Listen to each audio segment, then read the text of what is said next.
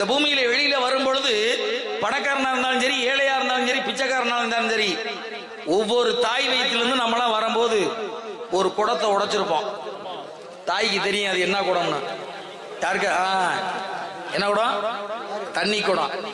கிராமப்புறத்துல அந்த காலத்துல நான் சொல்றது ஒரு 15 வருஷத்துக்கு முன்னாடி சொல்றேன்.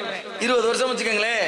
தண்ணி குடம் உடஞ்சிருச்சு, இன்னும் கொஞ்ச நேரத்துல தண்ணி குடம் உடஞ்சிருச்சு, இன்னும் கொஞ்ச நேரத்துல குழந்தை பிறந்தோம்னு சொன்னாங்க அந்த காலத்துல 20 வருஷத்துக்கு முன்னாடி.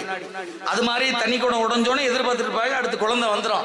அப்ப தண்ணீர் குடத்தையும் ஒன்று உடைத்து இந்த பூமிக்கு நாமெல்லாம் பிறந்து வந்திருக்கோம். தாயிட்ட இருந்து எட்டி எட்டி உதைத்து இந்த பூமிக்கு வெளியில வந்தான். தாய் நம்மை மட்டும் சுமக்கல, தண்ணீர் குடத்தையும் சேர்த்து சுமந்தாள். தண்ணீர் குடத்தை உடைத்து இந்த பூமிக்கு வெளியில வந்தோம். என்னை மட்டும் சுமக்காமல் இந்த கருவறையிலே உந்தி கமலத்திலே தண்ணீர் குடத்தையும் சுமந்து அதை உடைத்து இந்த பூமிக்கு என்னை பெற்றுக் கொடுத்த தாயே, காலம் உள்ளவரை நான் நல்லவனாக இருந்து நீ இறந்த பிறகு உனக்கும் என் தந்தைக்கும் நீ கருவறையில சுமந்த தண்ணீர் குடத்தை நான் கல்லறையில சுமக்கிறேன். மண்பானையில தண்ணீர் குடத்தை ஒவ்வொரு பெத்த மகனும் பானையில தண்ணீரை வச்சு 3 ஓட்டை போட்டு 3 சுத்தி சுத்தி வந்து இறுதிக்கடன் செய்வதற்கான காரணம் நம்ம நடந்துகிட்டு தானே இருக்கு. கலாச்சாரம் பண்பாடும் செய்து கொண்டிருக்கோம்.